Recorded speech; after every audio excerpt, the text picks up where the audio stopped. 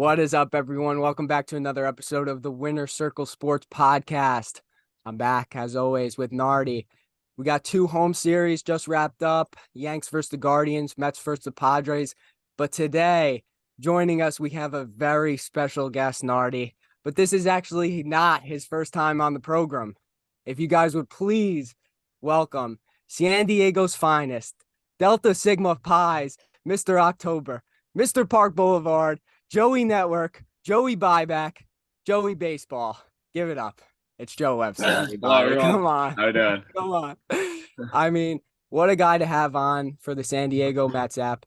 Joe, I built you up just to break you down right here. Two Yeah. questions right off the bat. Uh, How many full half innings, not even a full inning, a full half inning did you watch of this series? I was gonna take the nerve piece, so I definitely watched the first inning of today's game. But I haven't watched much. But I did see Juan Soto's 453-foot shot Okay, we'll get to it. goes We'll center get to it. So field. overall, how many innings of baseball do you think you've watched this year? Let's say like 1.5. Okay. Well, we have the expert on for you today. Nardi's going to get us started with talking about the Yanks series, and Joe will chime in with his opinion. So, Nardi, let's hear it. All right, so game one on the road in Cleveland, Yankees patch up Domingo Herman versus Shane Bieber. Yankees took an early 2-0 lead. Stanton hit a double off the left field wall. And unfortunately, the Yankees cannot win this game as they give the Herman blows yet another. He gives another big inning up, 3 runs. They take the lead, and we end up losing game one. Game two, offensive outburst from the Yankees. Yankees have, I think it was 11 runs on 13 hits. Everybody got involved. Willie Calhoun, who I don't even remember what team he was on last year, but Yankees brought him up. He was DHing, had a good game. Aaron Hicks had a good game. Oswaldo Cabrera should never be taken out of the lineup, and you'll see why when I get to game three. Mm-hmm. We'll just keep it quick. But game three, we have oh my God, who the hell pitched today? Who started? Peralta? No. No, Wandy did not start, Joe. Keep your input quiet for right now. You want to do game two? A little Garrett Cole? Yeah, well, Garrett Cole moves to 3-0. Yeah, Yeah, he's dealing. Garrett Cole's disgusting. yeah. He's actually having a great start to the season. I think the pitch clock's working in his favor. Mm-hmm. But it was on Clark Schmidt today, game three. So Schmidt started. Yankees take this one 4-3. Oswaldo Cabrera hits an RBI double in the top of the ninth. Yankees take the lead. Clay Holmes comes in, walks 2 men, gets a single, bases loaded, 2 outs, and he gets out of it. Gets out of the jam. He's doing his greatest Aroldis Chapman impression. But again, I have to give props to Franchi Cordero. Dude has been on a tear recently. I don't know what it is with the Yankees and signing these bums from other teams. Dude hit like 190 for like the Red Sox last year. It took him 199 plate appearances to hit 4 home runs. He's done it in 33 appearances this year Mm-hmm. with another solo home run today. So that's pretty much it for the Yankee series. We move on to Minnesota, another 3-game home stretch for us. I think Nestor starts tomorrow, and Friday is I don't know. Nestor starts Friday because the last 3 games I've been to, Nestor's going to start. So Nestor Nice. Day. Nice 2 out of 3 for the Yanks, just like last week. Yeah, keep it going, keep rolling. You make the playoffs if you win 2 out of 3 every time. Yeah, they were a scrappy team. Those were close games, except for the middle one. They had 10, the Yanks, but the mid. Yeah, for the first and last game of the series were crazy. They were Yes, very close games. Joe, anything on the Yanks, even a season overall take? Since Yeah, I mean, I was gonna talk to Nardi about it. Obviously, I'm sure you saw that Rondon got set back a little. Yeah. How do you think that affects the rotation and stuff like that?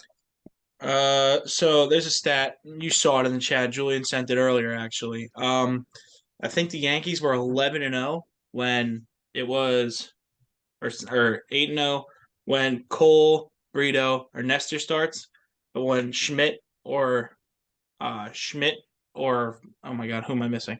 Or Herman, when either of them start, the Yankees were 0-4, but we broke that narrative today.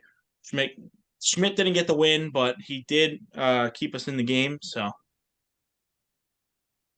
I don't think Rodon being injured is really going to set us back all that much. As long as Brito continues to perform, I think we'll be okay.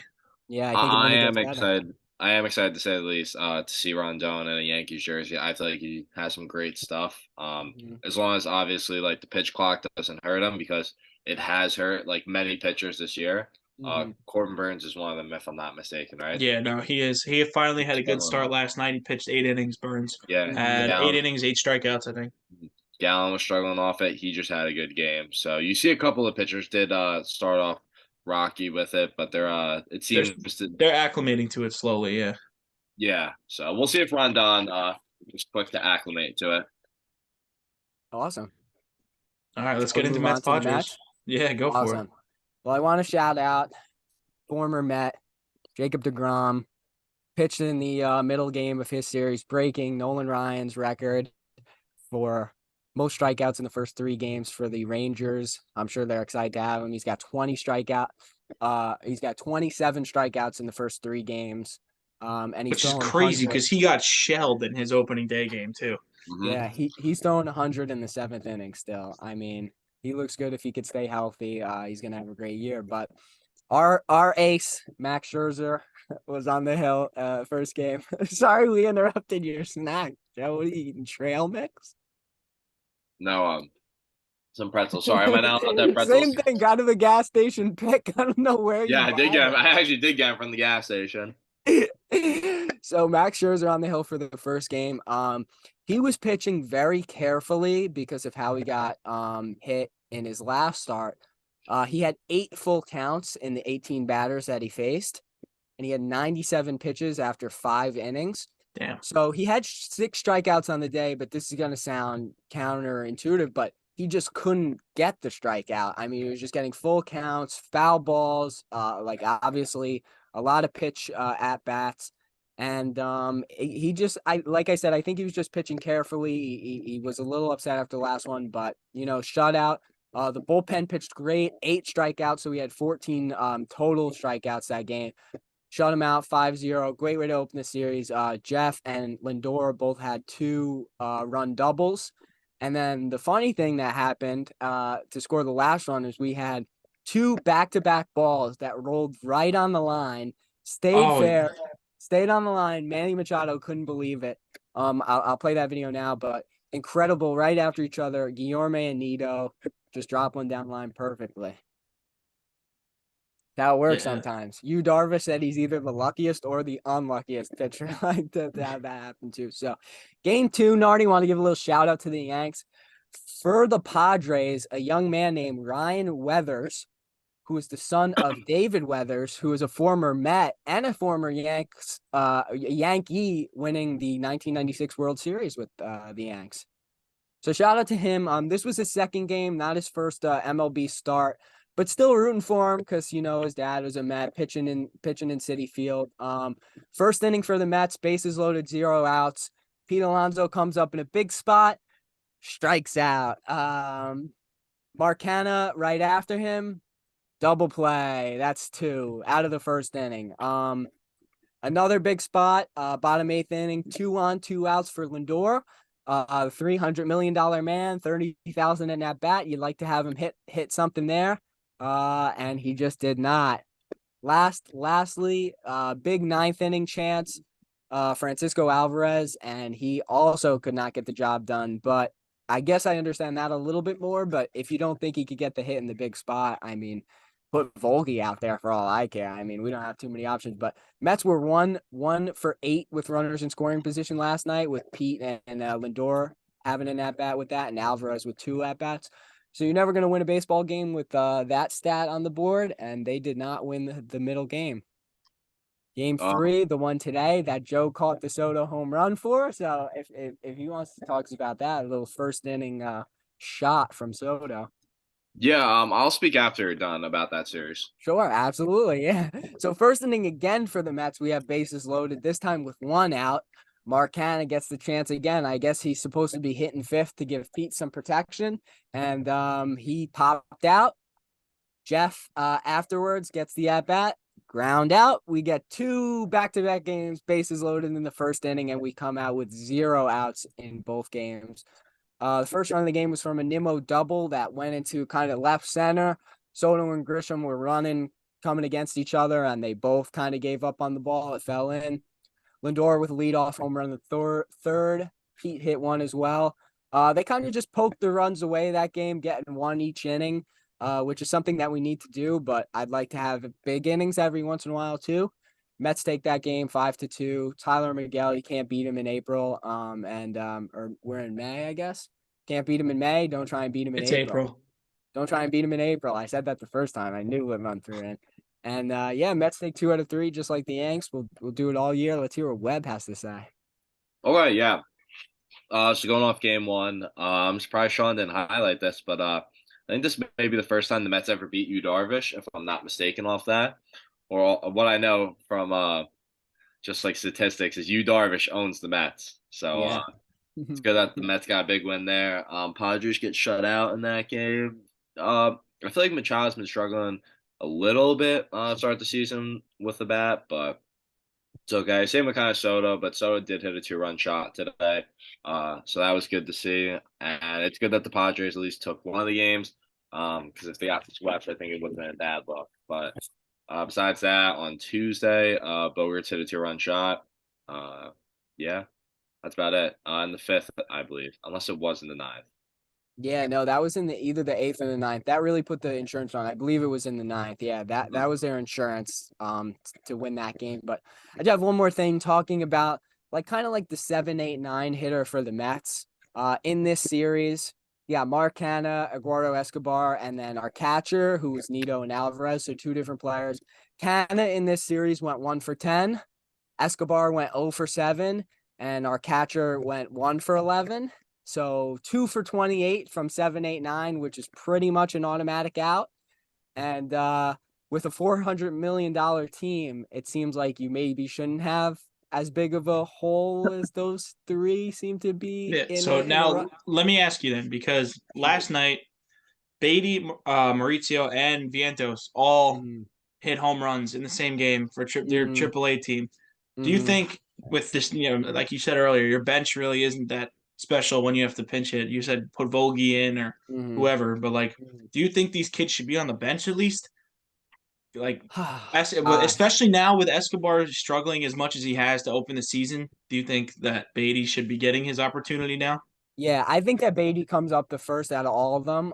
The reason why they don't want to bring him up is because he's not really that great in the field yet, so they don't want him sitting on the bench.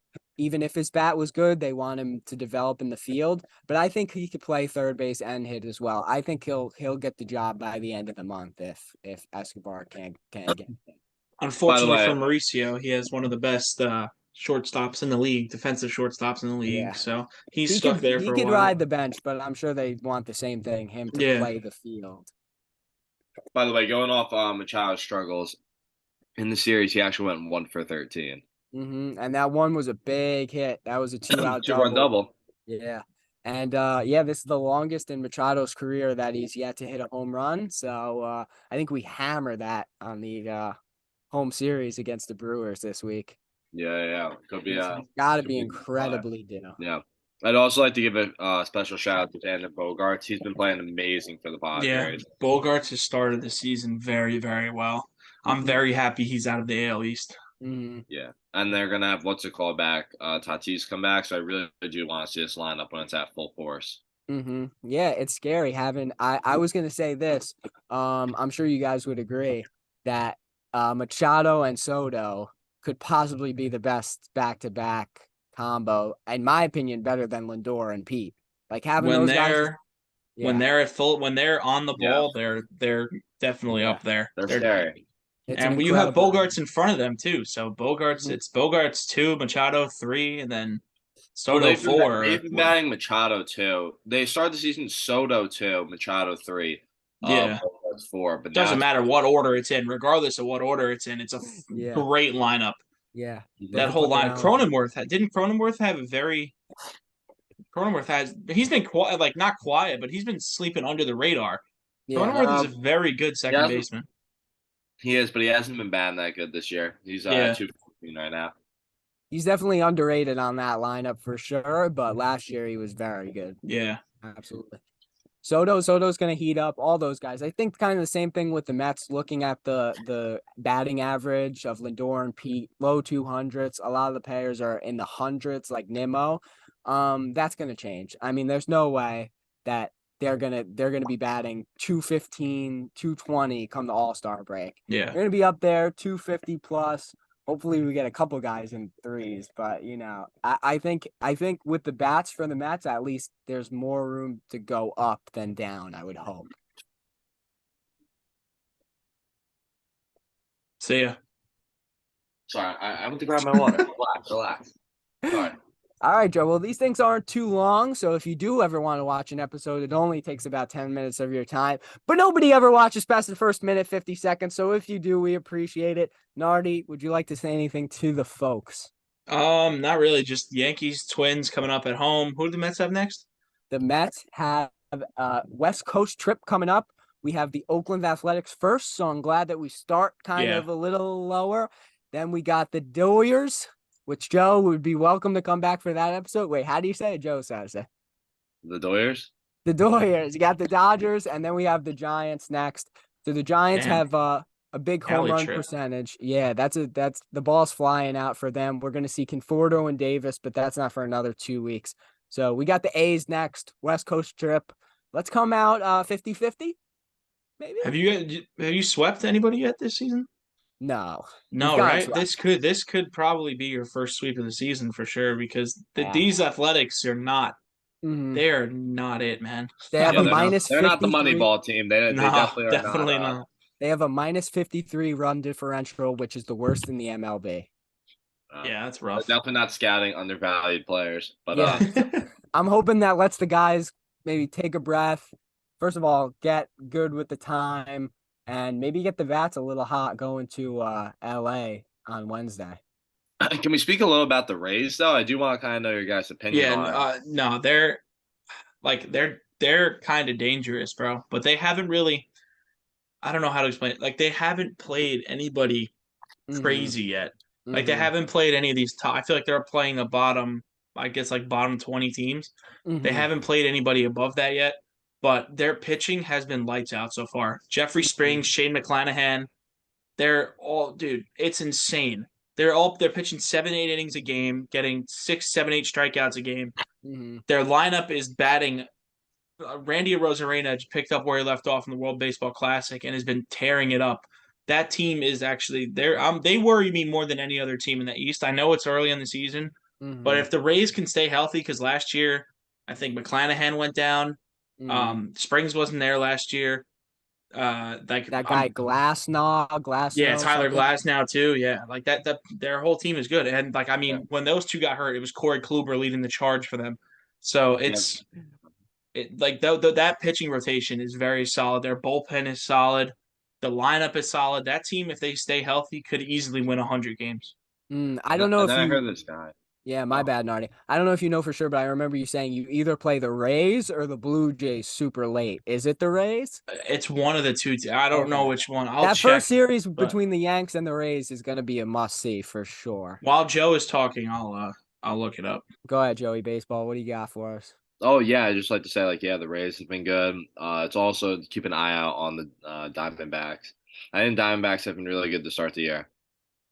Not bad. They beat the Dodgers 2 out of 3, I think. And where are they now? They're 8-5 right now. I think they have a decent 1-2 punch with Merrill Kelly. Yeah, and Zach Allen. So shout out Merrill Kelly. He's not too bad. No, they got some decent ball players over there. Yeah, interesting. So the Yankees don't play the Blue Jays until May 11th. That's their first. Okay. I mean the Rays. We play the Blue Jays after we play Twins, Angels, and then Blue Jays. But the Rays, we only play 3 games in May. Oh, we have 1, 2, 3, 4, 5, 6, 7 games against the Rays, and then that's it. The whole season, I guess. Unless I'm just not deep enough, but yeah, you might not be. They might go. Oh, there we go. Hold on. There's the second half of the season, but it's not on here yet for whatever reason. So, Joe, why don't you take us out on this one? Special guest episode, everybody. Thank you, Joe Webster, for coming out. Bravo. Where can Guys, thank you people for having find me you, Joe? on the podcast. I'd like to definitely be on one soon again. Yeah, two great series that we just reviewed here. I'm glad the Mets could take two out of the three games against the Padres, and the Mm-hmm. Yankees did their job, took two out of the three. So that's what we'd like to see, guys. New Every York's up. series, every series for the Yankees has been 2 out of 3. Mm-hmm. Everyone we've played so far, 2 out of 3. Hey, that's a winning percentage. So Yeah, it is. I'll take that all day.